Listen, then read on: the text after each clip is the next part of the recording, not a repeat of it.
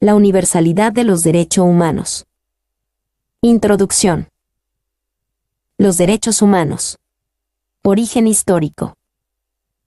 Los derechos humanos universalmente. Críticas a la universalidad de los derechos humanos. Conclusión. Bibliografía. Introducción. Los derechos humanos son un fenómeno y una noción teórica central de nuestra época, un tópico, un lugar común en la comunicación humana. Con más de 2 siglos de existencia y 60 años después de proclamada la Declaración Universal de Derechos Humanos, gozan de indudable existencia real y mantienen una indiscutible vitalidad. Sin lugar a dudas, y como afirman reconocidos autores como Carlos Santiago Nino, son uno de los más grandes inventos de nuestra civilización. 1. Los derechos humanos son el conjunto de prerrogativas sustentadas en la dignidad humana, cuya realización efectiva resulta indispensable para el desarrollo integral de la persona. Este conjunto de prerrogativas se encuentra establecido dentro del orden jurídico nacional, en nuestra Constitución política, tratados internacionales y las leyes. Los derechos humanos universales están a menudo contemplados en la ley y garantizados por ella, a través de los tratados, el derecho internacional consuetudinario, los principios generales y otras fuentes del derecho internacional. El derecho internacional de los derechos humanos establece las obligaciones que tienen los gobiernos de tomar medidas en determinadas situaciones, o de abstenerse de actuar de determinada forma en otras, a fin de promover y proteger los derechos humanos y las libertades fundamentales de los individuos o grupos. Los derechos humanos son derechos inherentes a todos los seres humanos, sin distinción alguna de nacionalidad, lugar de residencia, sexo, origen nacional o étnico, color, religión, lengua o cualquier otra condición. Todos tenemos los mismos derechos humanos, sin discriminación alguna. Estos derechos son interrelacionados, interdependientes e indivisibles. Palabras claves: universalidad, jurídico, político, reforma, crítica. Los derechos humanos. Origen histórico. Para el profesor Peces Barba, los derechos humanos son un concepto histórico del mundo moderno que surge en el tránsito a la modernidad. 2. En el mundo antiguo y medieval pueden encontrarse importantes aportes a la formación de una conciencia en torno a la dignidad humana y sin que sean propiamente derechos humanos, los cuales se han ido sumando para lograr la consolidación de la noción moderna que hoy compartimos. Es decir, antes del tránsito a la modernidad existía la idea de dignidad de la persona, pero su realización no se concebía a través del concepto de derechos fundamentales, pues este es un concepto histórico del mundo moderno. En los siglos XVI y XVII se configura la teoría de los derechos naturales. 3. La cual influye en el racionalismo humanista de H. Grocio. 4. Dando con ello un impulso a la evolución de los derechos naturales, sobre todo a su laicización o desacralización, en tanto se hace relativa necesidad de Dios en los asuntos humanos. Es decir, se acepta la posibilidad de que los hechos humanos ocurran con o sin la necesaria presencia de Dios. Cuando nos referimos a asuntos humanos se hace referencia a hechos de resorte claramente social y político como el establecimiento de normas. Con J. Lacq, 1632-1704, la defensa de la ley de la naturaleza. 5. De los derechos naturales, vida, libertad y propiedad, se convirtieron en principio legitimador básico del gobierno. En efecto, considera de una parte, que el fin que lleva a los hombres a unirse en los estados y a ponerse bajo un gobierno en la preservación de su propiedad, cosa que no podrán hacer en el estado de naturaleza por faltar en él muchas cosas. 6. De otra parte, en estrecha conexión, advierte que todo mandato, poder y autoridad de que es investido el magistrado no es con otro propósito que para ser utilizado para el bien, la conservación de la paz de los hombres en aquella sociedad en la que él ha sido puesto. 7. Por parte, Samuel Pufendorf, 1632-1694, se centró en el sistema de derechos naturales en la dignidad humana. Desde el presupuesto de universalidad e igualdad de la naturaleza de las personas, considera que la libertad e igualdad son comunes a todos los hombres, porque la naturaleza humana también es común a todos los hombres, pues la sola palabra hombre lleva implícita una idea de dignidad. Jean-Jacques Rousseau, 1712 a 1778, fortalece la idea de que el consentimiento y la igualdad de los ciudadanos constituyen el fundamento que garantiza y limita la libertad. A propósito de esta indisoluble relación de la igualdad, la libertad, considera el propio Rousseau que, si buscamos en qué consiste precisamente el mayor de todos los bienes, que debe ser el fin de todo sistema de legislación, encontramos que se reduce a estos dos objetivos principales, la libertad y la igualdad. 8. Como expresión del interés del justnaturalismo iluminista por convertir en derecho positivo los derechos naturales. Durante la segunda mitad del siglo XVIII se produjo la paulatina sustitución del término clásico de los derechos naturales por derechos del hombre y derechos fundamentales. 9. Una serie de rasgos económicos, políticos, ideológicos, culturales, científicos y jurídicos, estrechamente relacionados, que identifican el mundo en el paso de la Edad Media a la Edad Moderna, tránsito a la modernidad, son necesarios para comprender la génesis de los derechos humanos. Desde el punto de vista económico, el tránsito a la modernidad se caracteriza por la aparición progresiva de un sistema que en su maduración será el capitalismo. Cabe recordar que en la Edad Media existía un sistema económico localista y estable. Desde el punto de vista social, el tránsito a la modernidad se caracteriza por el ascenso de la burguesía como clase que, con su espíritu democrático, urbano y liberal, disuelve las concepciones sociales tradicionales e impulsa las reivindicaciones de libertad religiosa y de limitación al poder.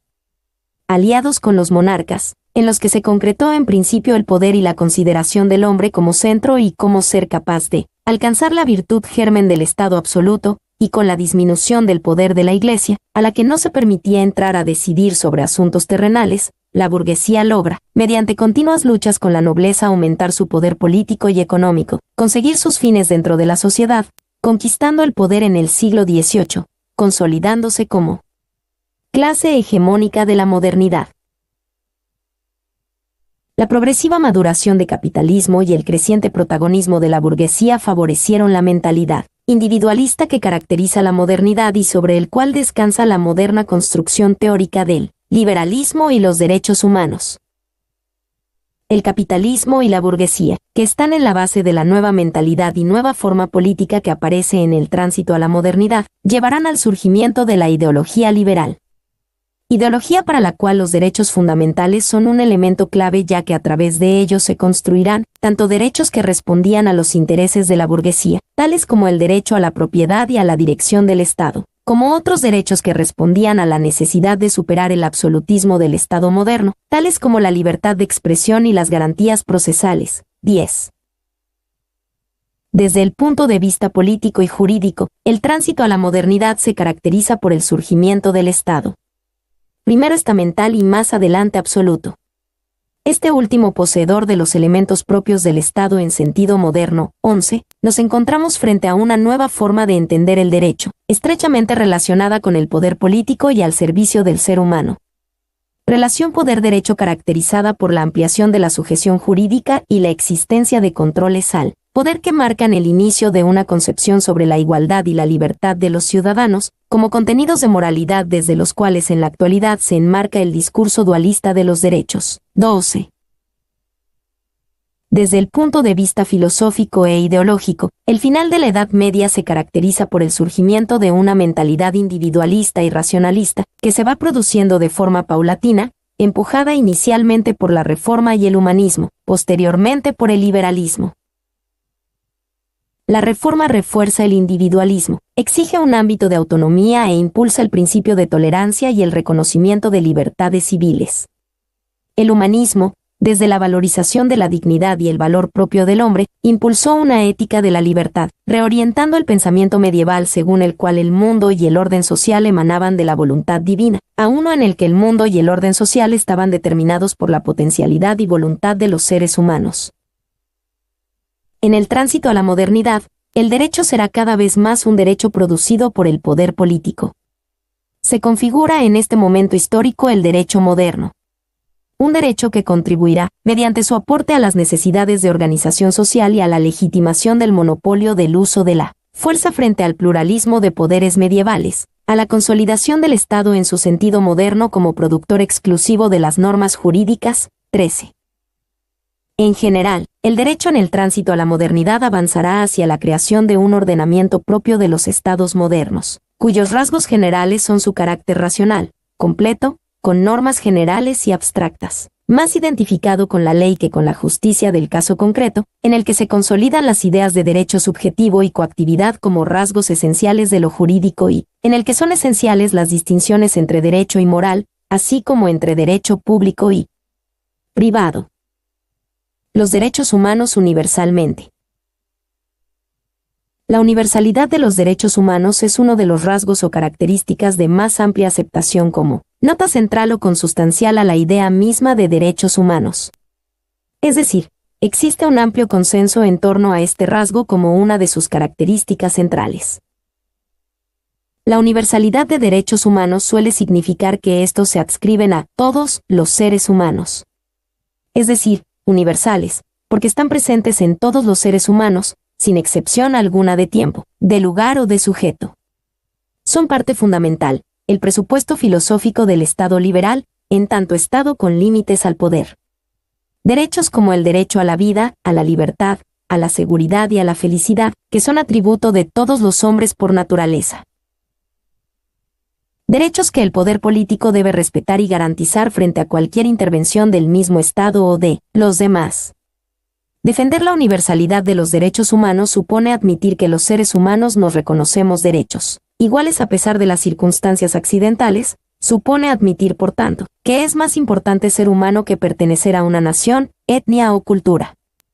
Desde la teoría de los derechos, el atributo de universalidad de los derechos humanos más que un adjetivo, es un elemento central, consustancial de su propio concepto, es sin lugar a dudas, uno de los rasgos más distintivos de los derechos humanos. La centralidad de la universalidad en la concepción de los derechos humanos es una constante en la concepción que, sobre los derechos humanos, tienen destacados teóricos en la materia. En general, el tema de la universalidad de los derechos está en la preocupación actual en la reflexión de muchos estudios y científicos de las ciencias sociales y humanas. 14. Prieto Sánchez, 15, sostiene que los derechos humanos son áreas de inmunidad, facultades de acción y exigencias de prestación reconocidas al individuo o con pretensión de ser reconocidas por el derecho positivo con carácter universal y oponible frente a todos, en especial frente al poder. La importancia y centralidad de la universalidad de los derechos humanos se vincula al debate sobre asuntos teóricos y prácticos en relación con la crisis de la ciudadanía, pues se considera que éste hunde sus raíces en la teoría de los derechos humanos, especialmente en relación con su universalidad y los postulados modernos de libertad, igualdad y solidaridad. Hoy por hoy, la idea de universalidad suele considerarse como necesaria para mantener la idea misma de derechos humanos, al punto que muchos consideran tautológico afirmar que el goce de los derechos es una prerrogativa o privilegio que le corresponde, sin excepciones, a todo miembro de nuestra especie. En otras palabras, que los derechos son humanos, necesariamente son universales. Críticas a la universalidad de los derechos humanos. Si bien, el carácter universal de los derechos humanos ha sido un elemento central y ampliamente aceptado en la noción de derechos humanos, en la actualidad es objeto de múltiples críticas e impugnaciones. Como ha señalado Javier de Lucas, en estos últimos años se vienen multiplicando las ocasiones en las que se somete a debate esta tesis que, hasta ahora, al menos en línea de principio, parecía indiscutible. 16. Las críticas, que no cesan, provienen de particularismos, relativismos, perspectivismos o historicismos y pueden ser explicadas, en principio, por tres factores.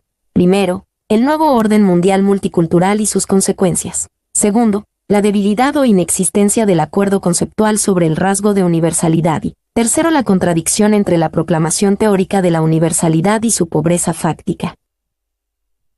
Sobre el primer factor cabe anotar que resulta incuestionable que vivimos en un orden mundial que ha contribuido a la multiplicación de códigos culturales y de identidades diversas y aparentemente incompatibles, caracterizado por la extensión de diversas formas y matices de relativismo cultural, ético y jurídico desde los que no resulta muy fácil aceptar modelos normativos, jurídicos, políticos, como los derechos humanos, que suponen un consenso amplio o universal sobre valores.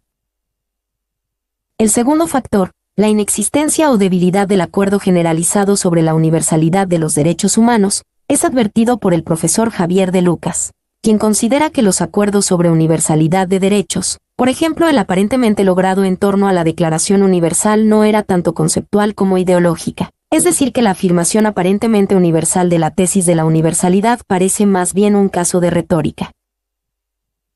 A lo anterior se suma el tercer factor descrito como el inocultable contraste existente entre la proclamación teórica de la universalidad y la pobreza fáctica en su materialización.